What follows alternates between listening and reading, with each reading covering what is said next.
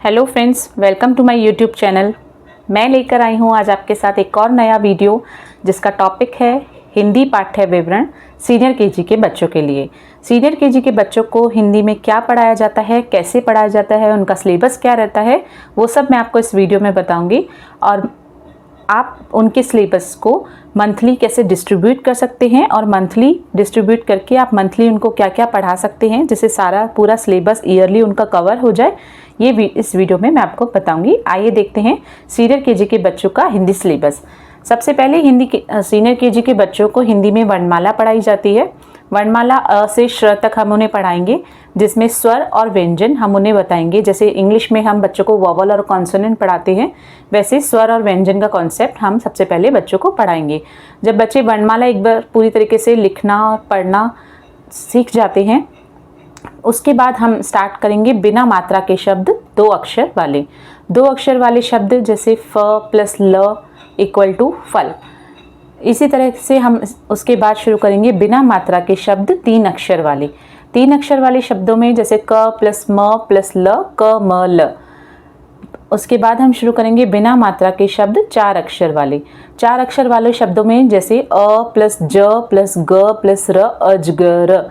जब बच्चे एक बार ये बिना मात्रा के शब्द पढ़ना और लिखना सीख जाएंगे, सारे वर्णों को अच्छी तरह से समझना, सीखना, देखना वो समझ जाते हैं, उसके बाद हम उन्हें मात्राओं का ज्ञान कराते हैं। मात्राओं का ज्ञान हम कैसे कराते हैं कि सारे कौन से वर्ण पर कौन सी मात्रा लगाई जाती है, ये हम उन्हें बताते हैं। मात्राएं किस स्थान पर लगाई जाती हैं, जैसे बाईं तरफ, दाईं तरफ, ऊपर या नीचे, वो सब हम उन्हें बताएंगे। तो चलिए शुरू करते हैं। मैं आपको बताती हूँ कि मात्राओं का ज्ञान आप कैसे कराएंगे। सबसे पहले आप उन्हें बताएंगे आ की मात्रा। जैसे हम उन्हें बताएंगे आ की मात्रा होती है जो कि वर्ण के दाईं तरफ लगाई जाती है। उसके बाद छोटी ई की मात्रा, बड़ी ई की मात्रा, ऊ की मात्रा, बड़े ऊ की मात्रा, री की मात्रा, ए की मात्रा, आई की मात्रा और ओ की मात्रा। ये सब मात्राएं आपको कहाँ लगानी है ये बच्चे को बताना है, जैसे दाईं तरफ, बाईं तरफ, ऊपर या नीचे, ये उन्हें समझाना है। उसके बाद हम लेते हैं औ की मात्रा, अनुस्वार, अनुनासिक, विसर्ग, रेफ और पदेन का प्रयोग, उसके बाद आधे व्यंजन का प्रयोग और उसके बाद संयुक्त अक्षर वाले शब्द। ये तो था हिंदी का सिलेबस। उसके बाद हिंदी में आपको मंथली बच्चों को कैसे पढ़ाना है, यानी कि उनका मासिक योजनाकार क्या रहेगा, मंथली कौन से मंथ में आप उन्हें सबसे पहले क्या पढ़ाएंगे। सबसे पहले ऐसे तो हो नहीं सकता कि आप पहले रेफ और पदेन पढ़ा दें, मात्रा बाद में उन्हें मात्राएं पढ़ाएं। तो इसीलिए हमने इसको पूरा मंथली डिस्ट्रीब्यूट किया है, जिससे आपको समझ आ जाएगा कौन से मंथ में बच्चों को क्या पढ़ाना है। जैसे सबसे पहले हम उन्हें अप्रैल और मई में वर्णमाला करवाएंगे। नर्सरी और जूनियर में बच्चे वर्णमाला पढ़ते हैं, लेकिन पूरी तरीके से उन्हें नहीं समझ आता है, इसलिए सीनियर केजी में हम दोबारा उनका रिवीजन करवाते हैं। उसके बाद बिना मात्रा के शब्द दो अक्षर वाले हम अप्रैल और मई मंथ में उन्हें करवाएंगे। जून महीने में हम उन्हें बिना मात्रा के शब्द तीन अक्षर वाले और बिना मात्रा के शब्द चार अक्षर वाले करवाएंगे। जुलाई महीने में मात्राओं का ज्ञान हम शुरू कर देंगे, जिसमें सबसे पहले हम आ की मात्रा लेंगे। मात्राओं में मैंने आपको बताया था कैसे लेना है, कि मात्राएं किस स्थान पर लगाई जाएंगी और जैसे दाईं तरफ, बाईं तरफ, ऊपर या नीचे, ये बच्चों को बताना है। उसके बाद आ की मात्रा आप उन्हें पूरा समझाएंगे। जैसे अगर क पे आप लगाते हैं आ की मात्रा तो का बन जाएगा, ठीक है। ख पे लगाएंगे तो खा बन जाएगा, ग पे लगाएंगे तो गा बन जाएगा। उन्हें कैसे इस चीज़ को प्रोनाउंस करना है, कैसे बोलना है, मात्राओं का उच्चारण क्या रहेगा, ये आप उन्हें समझाएंगे। और उसके साथ वर्कशीट्स भी करवाएंगे। वर्कशीट्स में आपको आने वाली वीडियोज़ में दे दूँगी। आने वाली वीडियोज़ में मैं आपको ये सारे टॉपिक्स कवर करूँगी, जैसे मात्राएं कैसे पढ़ानी हैं, क्या उनकी वर्कशीट्स रहेंगी, कैसे आपको वर्णमाला उन्हें समझानी है, ये सारे टॉपिक्स मैं कवर करूँगी, तो देखना ना भूलिएगा। अगस्त महीने में हम ई की मात्रा लेंगे, छोटी ई की मात्रा। सितंबर में हम बड़ी ई की मात्रा लेंगे और छोटे ऊ की मात्रा।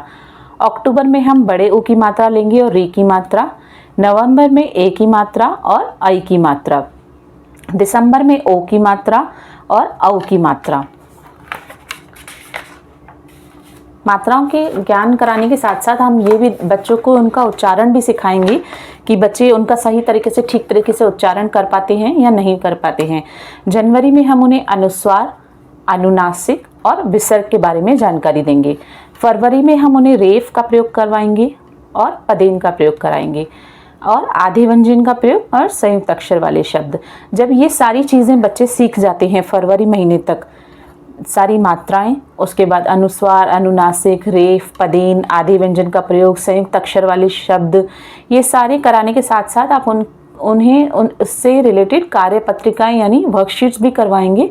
वर्कशीट्स में आप उनके अलग अलग जो क्वेश्चंस होते हैं कैसे उनको पढ़ाना है, ये मैं आने वाले वीडियोस में आपको बताऊंगी। वर्कशीट्स में क्या क्या क्वेश्चंस रहेंगे, जैसे आप क्वेश्चंस दे सकते हैं फ प्लस ल इक्वल टू फल, तो आप उन्हें क्वेश्चन दे सकते हैं कि फ और ल को जोड़कर क्या बना, वो शब्द बच्चे लिखेंगे।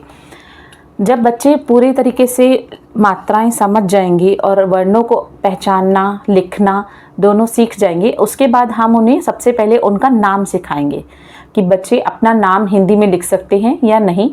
अपना नाम लिखने के बाद बच्चे, आप अपनी फैमिली में उनकी माता का नाम, पिता का नाम, भाई का नाम, बहन का नाम, आप कोशिश करें कि वो धीरे धीरे सबके नाम लिखना सीखें।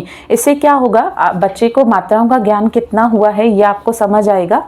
और अगर कहीं पे आपकी कमी रह गई है बच्चों को पढ़ाने में या मात्राओं के ज्ञान में, या उन्हें समझ नहीं आ रहा है, तो आप फिर से उनको दोबारा वो चीज़ें समझा सकते हैं। इसी तरीके से नाम करवाने के बाद हम उन्हें 5 फलों के नाम कराएंगे। इंग्लिश में तो बच्चे इजीली कर लेते हैं, fruits name, animals name, birds name, तो यही चीज़ें हमें दोबारा हिंदी में भी करवानी है। फलों के नाम, पशुओं के नाम, पक्षियों के नाम, रंगों के नाम। इंग्लिश में बच्चे जब करते हैं जैसे APPLE एप्पल, सेब, उसी तरीके से हमें उन्हें ये हिंदी में करवाना है सेब। अगर पहले आप बच्चे से इंग्लिश में पूछिए, इंग्लिश में तो बच्चे इजीली आपको बता देंगे कि क्या हैं फलों के नाम, फूलों के नाम या रंगों के नाम। जब ये आपको इंग्लिश में बता रहे हैं तब आप उन्हें यही शब्द कहिए कि अब वो हिंदी में भी लिखें। जैसे कलर के नाम या रंगों के नाम वो आपको बता रहे हैं, ब्लैक, तो आप उन्हें बताइए कि ब्लैक को बोला जाता है काला, अब वो काला आपको लिख कर बताएं। इसी तरीके से जब ये चीज़ें वो बच्चे कवर कर लेंगे, उसके बाद आप उन्हें इंग्लिश में जैसे हम सेल्फ इंट्रोडक्शन सिखाते हैं, हिंदी में हम उन्हें सिखाएंगे मेरा परिचय। मेरा परिचय, उसमें वो अपना नाम, अपने मम्मा पापा का नाम, अपने स्कूल का नाम, वो कहाँ रहते हैं, कौन सी क्लास में पढ़ते हैं, ये सब लिखेंगे।